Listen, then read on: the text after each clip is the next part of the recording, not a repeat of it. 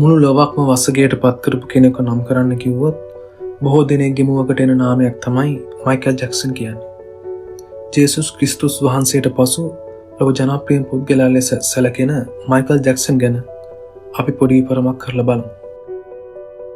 මේ දවස්වල මයිකල් ජැක්සන්ගේ ජීවිත කතාව ආශ්‍රයෙන් මයිකල් නැමැති චිත්‍රපටය ලොව පුරා එළිදැක්වීමට නියමිත නිසා මම හිතුවා චිත්‍රපටය බලන්න යන්න කලින් ඔයාලට එයා ගැන මන් දන්න දේවල් ටිකක් කියන්න. හැබැයි මයිකල් ගැන එහෙම ලෙහෙසියෙන් කියලා ඉවර කරන්න බෑ. මොකද එයා ඒ තරම් විශාලයි. ඒ නිසා මගේ මතකයට මේ මොහොතේන ඔයාලගේ මනසේ එයා ගැන ගොතලා ඇති ප්‍රධාන දුර්මත කීපයක් මම ලිහලා දාන්නම්. මයිකල් ජෝසප් ජැක්සන් 1958 වර්ෂයේ අගෝස්තු මාස 29 වෙනි දින ජෝ ජැක්සන්ට සහ කැතරින්ට දාව පවුලේ 8 වෙනි දරුවා. ඔහු හැදී වැඩුණේ පිරිමි සහෝදරයන් 5 දෙනෙක් සහ ගැහැණු සහෝදරයන් 3 දෙනෙක් සමග. ඒ රෙබි, ජැකි, ටීටෝ, ජර්මේන්, ලාටෝයා, මාලොන්, මයිකල්, රැන්ඩි සහ ජැනට් ජැක්සන්. මාලොන් ජැක්සන් සමග බ්‍රැන්ඩන් කියන නිහුන් සහෝදරයෙක් ඉපදුණත් එයාට ජීවත් වෙන්න වාසනාව හිමි වුණේ නැහැ. ඔය සහෝදර සහෝදරයන් අතරින් මයිකල්ගේ ලෙවල් එකට ටිකක් හරි ලං වුණේ පවුලේ බඩපිස්සි වුණ ජැනට් ජැක්සන්. ඇයගේ ගීත මිලියන 100කට අධික ප්‍රමාණයක් විකිණී තියෙනවා වගේම ඇය තමයි ප්‍රථම කළු ජාතික කාන්තාව බිලිබෝඩ් අයිකන් සම්මානය ලබා ගත්තා. මයිකල්ට අවුරුදු 5ක් පිරෙනකොට මයිකල්ගේ තාත්තා මයිකල්ව ද ජැක්සන්ස් කියන කණ්ඩායමේ සමාජිකයෙක් කරවනවා. ඒ මයිකල්ගේ අම්මගේ බලවත් පෙරැත්ත මත. වර්ෂය 1963-64 කාලේ. මයිකල්ගේ අම්මා තමයි මුලින්ම එයාගේ ගායන කුසලතාව හඳුනගන්නේ. අවුරුද්දක් යන්නට මත්තෙන් මයිකල්ට පුළුවන් වෙනවා තමන්ගේ සහෝදරයන් අතරින් හොඳම ගායකයා වෙලා කණ්ඩායමේ ලීඩ් සිංගර් වෙන්න. එතනදී කලින් ලීඩ් සිංගර් විදියට හිටපු ජර්මේන් මේ දේ නිසා ටිකක් විරසක වෙනවා මයිකල් එක්ක. මයිකල්ගේ පොඩි වයසටදී ගායන සහ නර්තන හැකියාව සමග ජැක්සන් සංගීත කණ්ඩායම 1969 වර්ෂයේදී පැරිගෝඩිගේ මෝටවුන් ආයතනය සමග ගිවිසුම් ගත වෙනවා. ඒ කාලේ මෝටවුන් කියලා කියන්නේ මාවින් ගේ, ස්ටීවි වොන්ඩර්, ඩයනා රෝස්, ස්මෝකි රොබින්සන් වගේ කළු ජාතික ගායකයන් සමග සංගීත ක්ෂේත්‍රය උඩු යටිකුඩු කරපු ආයතනයක්. ඉතින් මේ ගිවිසුම් ගතවීම සංගීතය වෙන මානයකට අරන් යන්න සමත් වුණේ වාර්තාගත ලෙස රෙකෝඩ් මිලියන ගණනින් අලෙවි කරමින්. ඒ වගේම විවිධ සම්මානයන්ට පාත්‍ර වෙමින්. ප්‍රේක්ෂකයින් ඔවුන්ගේ ප්‍රසංග වලට සහ ඔවුන් යන මග දෙපස පොර කමින් ඔවුන් වෙත දුව ආවේ ඒ උන්මාදය නිසාම. නමුත් විශේෂ කරුණ වුණේ ඒ උන්මාදයේ වැඩිම අයිතියට හිමිකාරීත්වය දැරුවේ මයිකල් වීම. මයිකල්ට අවුරුදු 10-13 අතර කාලයේදීම ඔහු පසුපස රසික රසිකාවියන් උන්මාදයෙන් දුවන තැනට ඉදිරිපත් කිරීම කළා. ඔහු යන කාර් රථවල මිනිස්සු එල්ලිලා ආවා. කෙස් සුදුරලා ගලවලා ගත්තා. මේ තැනට එන්න පොඩි කාලේ ධම්ම මයිකල් හුඟක් පුහුණුවීම් කළා. ඔහුගේ තාත්තා දිගටම ඔහු පුහුණුවීම් වල නියැලුවා. කෙලිසෙල්ලම් කිරීමේ අරුමෙන් ඒවා පැහැර ඇරි විට ඔහුට දරුණු දඩුවම් ලැබුණා. කළු ජාතික ඇමරිකානුවන් ජීවත් වන ප්‍රදේශවල තත්ත්වය හුඟක් හේතනීයයි. හරි පාරේ නොගිහින් ළමුන් හුඟ දෙනෙක් වයස 13-21 අතර කාලෙදි මැරෙනවා. එක්කෝ එයාලගේ මාය අතින් බැරුම් කාලා එහෙම නැත්නම් සුදු ජාතිකයන් අතින් හෝ පොලිසිය අතින්. ඉතින් මෙන්න මේ හේතු නිසා ජෝ ජැක්සන් තදින් ඉන්න ඇති කියලා මට හිතෙනවා. කොහොම හරි මේ වෙදී ජැක්සන් පහ කණ්ඩායමට ඇති අසීමිත ප්‍රතිචාර නිසා මයිකල් සෝලෝ ආටිස්ට් එකෙන් තනියම සිං කරන කෙනෙක් විදියට වර්ෂ 1971 දී මෝටවුන් සමග වෙනම ගිවිසුමක් අත්සන් කරනවා. එතකොට ඔහුට අවුරුදු 13ක් ලැබුවා විතරයි. ඔහුට යම් සාර්ථකත්වයක් ලැබුණත් මයිකල් සුපර්ස්ටාර් කෙනෙක් බවට පත් වෙන්නේ ඔෆ් ද වෝල් ඇල්බමය 1979 වර්ෂයේදී නිකුත් කිරීමෙන්. ග්‍රැමි ආදී විවිධ සම්මාන රාශියක් ඔහුට ලැබුණත් ඔහු අපේක්ෂා කළ සාර්ථකත්වය එම ඇල්බමයෙන් නොලැබුණු නිසා මයිකල් තරම කනස්සල්ලෙන් සිටි බව වාර්තා වෙනවා. ඒ වර්ෂයේ හොඳම ගීතය සඳහා වුණ ග්‍රැමි සම්මානය ඔහුට නොලැබී යාමත් සමග ඊට වර්ගවාදයේ බලපෑ බව ඔහුගේ මතය වුණා. මයිකල් තමන්ටම කියාගත්තා ලෝකයේ හොඳ මියුසික් ඇල්බම් එක තමන් කරනවා කියලා. ඒ වගේම ඇල්බම් එකේ හැම ගීතයක්ම හිට් වෙන්න ඕනේ කියන සංකල්පය ඔහුට තිබුණා. ඒ සාක්ෂාත් කර ගැනීම සඳහා ප්‍රථම අඩිතාලම ලෙස ඔහු කළේ ක්වින්සි ජෝන්ස් නම් අසහාය සංගීත අධ්‍යක්ෂකවරයා තමන් සමීපයට ලං කර ගැනීම. ගීත 9කින් සමන්විත ත්‍රිලර් ඇල්බම් එක ඔවුන් 1982 වර්ෂයේදී නිකුත් කළා. එය ලෝකයේ හොඳම ඇල්බම් එක ලෙස අදටත් ඉහළීම වැජබෙනවා මිලියන 70කට අධික ගීත අලවියක් සමග. 1984 ග්‍රැමි සම්මානවලදී මයිකල් ත්‍රිලර් ඇල්බම් එක වෙනුවෙන් එක රැයින් සම්මාන 8කින් පිදුම් ලබනවා. ඒ අදටත් නොනැසී පවතින වාර්තාව. ඒ ඇල්බම් එක එතෙක් පැවති සංගීත කලාව උඩු යටිකුරු කළේ විශේෂ ප්‍රයෝග සහිත රූපරාමු, මියුසික් වීඩියෝ කලාව වගේම නව සංගීත සංයෝජන වෙනස් සාරකින් ඉදිරිපත් කරමි. මයිකල්ට දෙයක් කරන්න ඕනොත් ඒ දේ ඔහු අනිවාර්යයෙන්ම කළා. එක් උදාහරණයක් විදිහට ඇල්බමේ ත්‍රිලර් ගීතය විනාඩි 14ක් පුරාදී වෙන ෂෝට් ස්ටෝරියක් ලෙස ජෝන් ලැන්ඩිස් සමග ඔහු නිර්මාණය කළා. ඒකලයේ ලොකු අවදානමක් වුණත් ඔහු ඒ ජයගත්තා. ඒ වගේම ඒ කාලේ MTV ආයතනය කළු ජාතික ආටිස්ට්ලාගේ මියුසික් වීඩියෝ රූපවාහිනියේ ප්‍රදර්ශනය කළේ නැහැ. නමුත් මයිකල්ගේ ත්‍රිලර් ඇල්බමේ බිලි ජීන් ගීතයට ඇති දැඩි ප්‍රේක්ෂක ආකර්ෂණය නිසා ඔවුන්ට එයට ඉඩ දෙන්න සිද්ධ වුණා. අද සිටින ජනප්‍රිය බ්ලැක් ආටිස්ට්ලාට ඔවුන්ගේ නිර්මාණ නිදහසේ එළිදක්වන්න පාර කැපුවේ මයිකල් කියන එක හැමදෙනාම අවිවාදයෙන් පිළිගන්න කරුණක්. මේ වගේ නොයෙක් වෙනස්කම් මයිකල් තමන්ගේ සංගීත නිර්මාණ හරහා ක්ෂේත්‍රයේ සිදු කළා. ත්‍රිලර් ඇල්බමයෙන් පසු ඔහු වර්ෂ 1988 දී බෑඩ් ඇල්බමය නිකුත් කළා. එයත් අතිසාර්ථක ඇල්බමයක් ලෙස සම්මාන රාශියක් දිනාගත්තා. වර්ෂ 1989 දී ඒ කියන්නේ මයිකල්ට අවුරුදු 31 දී පොප් කලාවේ රජු ලෙස විරුදාවට ලක් වුණා. ඔබට මෙයින් තේරෙනවා ඇති ඔහුට එවකට තිබුණු ජනප්‍රසාදය. ඔහු ඇසුරු කළේ රාත්‍රී භෝජන ලබා ගත්තේ ජනාධිපතිවරුන් සමග විවිධ ප්‍රකෝටිපතිවරුන් සමග. ඒ වගේම නෙල්සන් මැන්ඩෙලා, මොහමඩ් අලි, ප්‍රින්සස් ඩයනා, මැඩෝනා වැනි අය ඔහු ආශ්‍රය කළා. වෙන රටවලට ප්‍රසංග සඳහා යන විට එම රටවල් වලින් මයිකල්ට ජනාධිපතිවරයෙකුට ලැබෙන ගෞරවය සහ ආරක්ෂාව ලබා දුන්නා. ඇමරිකාවේ පමණක් නොව අනෙක් රටවල්දී පවා ඔහු රැඳී සිටින හෝටල් කාමරේ මයිකල් එළියට අතවනන තෙක් රසිකයන් දසදහස් ගණන් රැය පහන් කළා. මයිකල්ගේ සංගීතය, නර්තනය, ඇඳුම් ආයිත්ත ඔහු කරන කියන සෑම දෙයක්ම මිනිසුන් අනුගමනය කළා. ඔහුට අසීමාන්තික බලයක් එකල ලැබුණා. මුදල් අසීමාන්තිකව ගලා ආවා. නමුත් මොන දේ තිබුණත් මයිකල්ට එක දෙයක් තිබුණේ නැහැ. ඒ තමයි ඔහුගේ ළමාවිය. ඒ ඔහුට අත්හල නොහැකි වේදනාබර මතකයක් වුණා. එම මතකයෙන් මිදෙන්න ඔහු 1988 වර්ෂයේදී වර්ග අඩි 13000ක් පමණ විශාල ඉඩමක් මිලට ගත්තා. වර්ෂ 1990 දී ඒ නවීකරණය කරලා නෙවර්ලෑන්ඩ් ලෙස නම් කළා. විනෝදය සඳහා වන පාක් එකක්, සත්තු වත්තක්, කෝච්චි පාරක් වගේම 50 දෙනෙකුට එකවර නැරඹිය හැකි සිනමාහල් වැනි අංගවලින් සමන්විතව ඒ නිර්මාණය කළා. නෙවර්ලෑන්ඩ් එකට ඔහු සුප්‍රසිද්ධ චරිත කුඩා වයස ළමුන් ගෙනල්ලා ඔවුන් සමග සෙල්ලම් කළා. ඔහු සමග ඉතා කිරිතුලෙන් සෙල්ලම් කරපු ළමයෙක් තමයි අපි කවුරුත් දන්න හෝම් අලෝන් සිනමා පටේ මැකෝලි කල්කින්. ඉතින් මෙන්න මේ කාලේ තමයි මයිකල්ගේ අභාග්‍ය සම්පන්න කාලය පටන් ගන්න. ඊට කලින් අර මන් ළමයින් එක්ක අවුරුදු 30ක් වයස මයිකල් සෙල්ලම් කළා කියන එක අහපුවම ඔයාට ටිකක් අමුත්තක් දැනෙන්නේ නැති. වයසක මිනිස්සු ළමයෙක් මොන සෙල්ලම් කරනවද කියලා. මේකයි. ඔයාලා දැන් දන්නවා මයිකල් කියන්නේ අවුරුදු 5 ඉඳන් මහන්සි වෙලා ඉහළට ආපු තරුණයෙක් කියලා. මයිකල් අවුරුදු 31 වෙද්දී මීට පෙර කිසිදු කලාකරුවෙක් නොකළ ආකාරයේ දෙවන්ත පෙරලියක් ලෝකයේ තුල සිදු කළා. ඒක නිසා ඒ කාලේ රසිකයින් සහ ක්ෂේත්‍රයේ අය එයා මිනිස්සෙට එහාගේ චරිතය ලෙස තමයි දැක්කේ. ඔහුට shopping යන්න, සත්තුවත්තරයන්, ෆිල්ම් එකක් බලන්න වගේ සාමාන්‍ය මිනිස්සෙක් කරන කිසිම දෙයක් පොඩි කාලේ ඉඳන්ම කරන්න හැකියාව තිබුණේ නැහැ. මෑත කාලයේ අත්විඳ කෙනෙක් තමයි ජස්ටින් බීබර්. ඔහු ඊට දක්වපු ප්‍රතිචාර නිසා ඔහුට කලින් තිබුණු ස්ටාර්ඩම් එක වගේම ජීවිතයත් ටිකක් වෙනස් වෙලා තියෙනවා.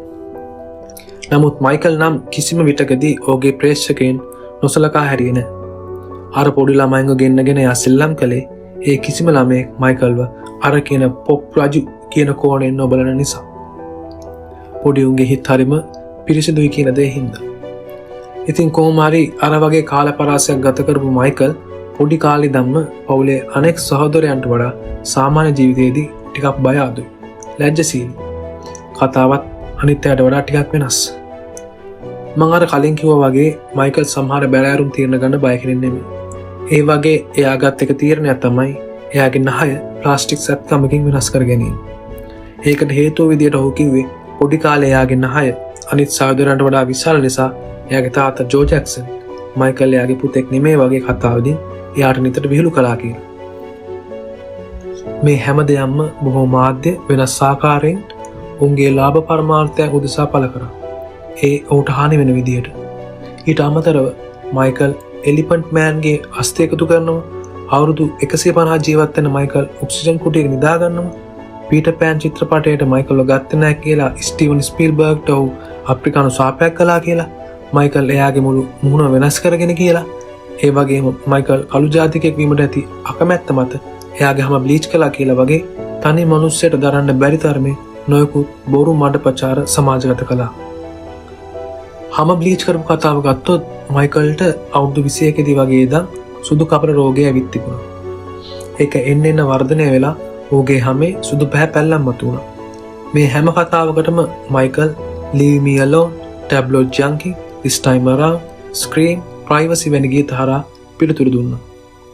නමුත් මේ හැම දෙයකටම වඩා 1993 වර්ෂයේදී මයිකල්ගේ හොඳම නිලයකට ඔවුන් පහර දුන්නා. මම මෙතන ඔවුන් කියලා සඳහන් කරන අය කවුරුන්ද කියලා තාමත් අභිරහසක්. ඔබ ඇමරිකානු චිත්‍රපට වෙබ් සීරීස් බලන කෙනෙක් නම් ඔයාලා දන්නවා මම මේ කියන දේ. එයාලා කලේ මයිකල්ගේ නෙවර්ලෑන්ඩ් එකට ආගේ කුඩා ළමයෙකුගේ දෙමව්පියන් අල්ලගෙන මයිකල් එයාලගේ කුඩා දරුවට අතවර කළා කියලා නඩුවක් පවරපු එක. මේ දේ අනිත් හැම බොරු මඩ ප්‍රචාරයකට වඩා ලැබුගින්නාස්සේ පැතිරුණා. ඇයි මිනිස්සු දකින්නව නෙවර්ලෑන්ඩ් එක මයිකල් ළමයින් සමග ගැවසෙන එක. එතකොට මේකද මේ හැමදේම පිටුපස තියෙන්නේ කියන තැනට බොහෝ දෙනා ආවා. මේක මයිකල්ට දරුණුවට වැදුණා. මයිකල් කඩා වැටුණා. ඔහුට ළමුන් සමග ගැවසී සෙල්ලම් කිරීමට තිබූ පිරිසුදු හැඟීම ඔවුන් ඔහුගේ ප්‍රතිරූපයේ ඉහළම හානි කිරීමට ගෙන ආවා. මයිකල් මේ වගේ අයෙක් කියලා පෙන්වන්න ඔවුන් තව නඩු දැම්මා. සමහරු අද මයිකල් ජීවිතුන් අතර නැති වුණත් ඔහුට ඇති දේපල සහ මුදල් නිසා ඔහුට විරුද්ධව නඩු දානවා. මයිකල්ගෙන් විශාල මුදලක් වන්දි ලෙස ලබා ගැනීමේ අරමුණෙන් ඒ දේවල් සිදු කළ බව පසුව ඒ බින්දිත ළමුන් සහ දෙමාපියන් පිළිගෙන තිබුණා. 1993 දී පටන් ගත්ත මේ මඩ ව්‍යාපාරය 2005 වර්ෂයේදී අවසන් වුණේ මයිකල් ඒ සියලු චෝදනාවලින් නිදොස් කොට නිදහස් කරමින්. නමුත් ඒ වෙද්දී මයිකල්ට බොහෝ හානි සිදු වී අවසන්. ඒ ශාරීරික මෙන්ම මානසිකව. ඒ නිසා ඔහු වේදනානාශක වලට ඇබ්බැහි වෙලා හිටියා. හැබැයි මයිකල් වේදනානාශක ගැනීමට මුලින්ම යොමු වුණේ 1983 වර්ෂයේ පෙප්සි කමර්ෂල් එකකදී ඔහුගේ හිස ගිනි ගැනීමත් සමග. පෙප්සි කළමනාකරණය අත්පරිද්දීමෙන් සිද්ධ වුණ ඒ අනතුරේ මයිකල්ගේ හිසට දෙවෙනි සහ තෙවෙනි මට්ටමේ දැඩි හානි සිදු වුණා. මයිකල්ගේ හදවතේ තරම ගැන ඔයාලට කියනවනම් ඔවුන් සමග සමතයකට පත් වෙලා ලැබුණු ඇමරිකානු ඩොලර් මිලියන 1.5ක මුදල එවලේම ඔහු ප්‍රතිකාර ලැබපු බොට්මන් හොස්පිටල් එකට පිරිනැමුණා. මයිකල් එයාගේ ජීවිත කාලය තුල ඇමරිකානු ඩොලර් මිලියන 500කට කිට්ටු මුදල විවිධ සංවිධාන, හොස්පිටල්, පාසල් සහ අසරණ ජන කණ්ඩායම් වලට ලබා දීලා තියෙනවා. ඔයාලට ඒ මුදලේ විශාලත්වය ගැන කිව්වොත් අද ජස්ටින් බීබර්ගේ පවතින මූල්‍ය වටිනාකමම ඇමරිකානු ඩොලර් මිලියන 200යි.